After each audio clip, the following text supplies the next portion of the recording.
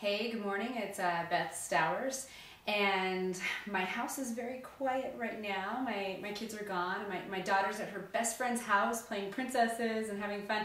Anyway, so I wanted to take an opportunity to shoot a very quick video and talk to you about something that I have been thinking about over the last few days. And what I've been thinking about is fear. Now, we all hear about fear. We know about fear. We've all felt afraid. And a little bit of fear is okay, you know. I mean, people have a healthy amount of fear that helps to keep them safe, you know, if they're in dangerous situations, or, you know, helps you to do things in a logical way and everything, and that is okay. But there is fear that immobilizes us, that keeps us from growing, and that fear is not okay, because that fear keeps us in our comfortable places where we stay, and we just don't have the opportunities, and we don't take the steps to unlock our potential as human beings, and do the great things that we are meant to do. So I have some different ways that I deal with fear, and they've been very helpful in the past, and they're helpful at this time too, you know, as I embark on new adventures and do different things. And so there are actually 3 different things that can help you with your fear as well. The very first thing that helps me with my fear is to have education about something. So I'm going to go into kind of a female, you know, womanly sort of thing, but this can apply to you also, guys. I have 2 children, and my very first one, I got, you know, about halfway through labor, and I had an epidural, so I couldn't feel the contractions or anything, and I was just very scared. Everything hurt, everything, you know, was so new, lots of nurses and doctors coming in and out of the hospital room and stuff like that. So that's fine, but I decided with my daughter that I wanted to have a natural birth. No drugs at all, just natural labor, right? And so I was really scared about it. I heard, you know, you hear horror stories, you know, oh, it really hurts, and, you know, things like that. So I decided to go ahead and read up about it, you know, find out exactly what happens. So as I read, you know, some really good books and resources, and as I was having her, I was going through, you know, the different steps, and I was like, okay, you know, this is this is that, this is what happens, this is totally normal. And I got to one point where just about all my hope was gone. It hurt, I was tired, I was feeling sick, I was thinking to myself, what on earth did you get into? This is terrible. I can't believe I did this. You know, I am such a dork, and, you know, I want an epidural now.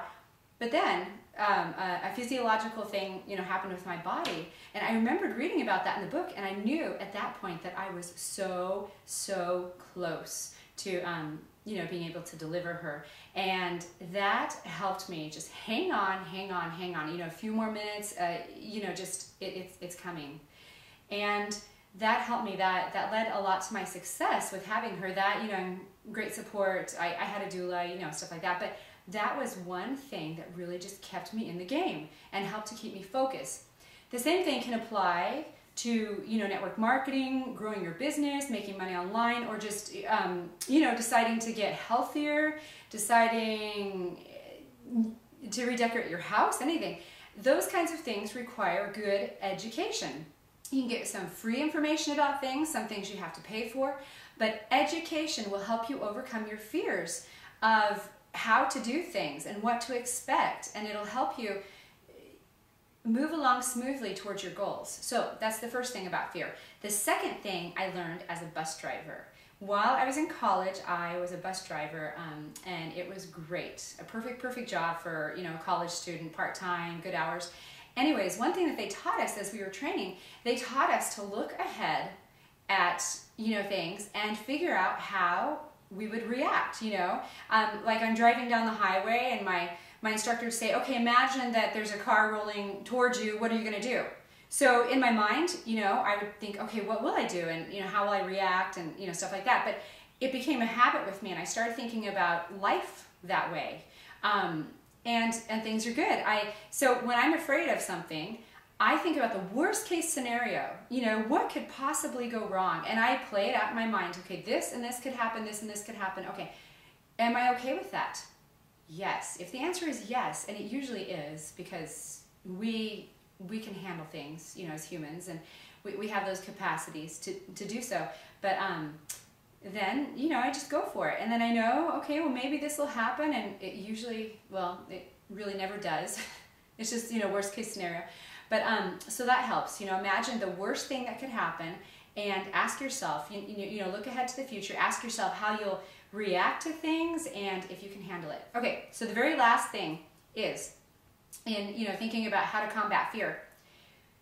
When you're afraid to do something, think about what the consequence will be of not doing it. For example, my husband works very long hours, and our budget is very, very tight. He's a school teacher. We have a lot of debt, and he's not bringing home a lot of money. And so I'm at home. I'm giving up a lot of things, you know, to pursue my home business and everything, and to help others and lead.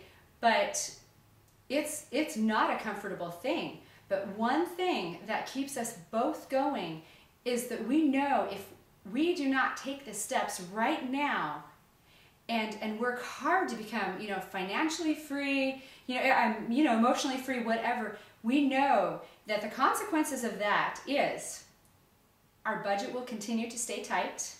My husband could lose his job because that's what he's depending on. And, you know, we live in Arizona, and the state budget is really tight.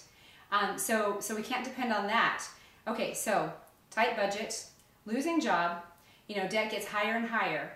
Those are some things that could happen if we don't take action right now and work to find different ways of passive income.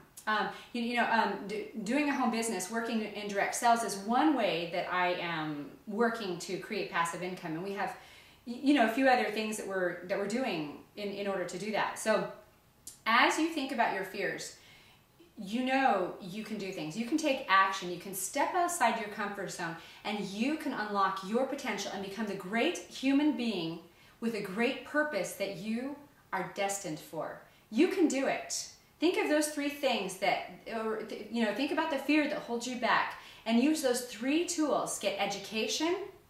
Think about the worst case scenario, what you can do, and if you're okay with it. And then think about what the consequence is of you not acting. It's okay for us to be comfortable sometimes, but in order for us to expand and in order for us to grow, it is necessary for us to take steps outside that comfort zone. And it is painful. It can be very uncomfortable, very, you know, with a lot of unknowns, but it is so important for our growth, and you can do it, and you are worth it. And if this is something I can do, if this is something I can do, this is definitely something you can do. And I hope that you have a blessed day. I look forward to connecting with you, and I'll see you next time.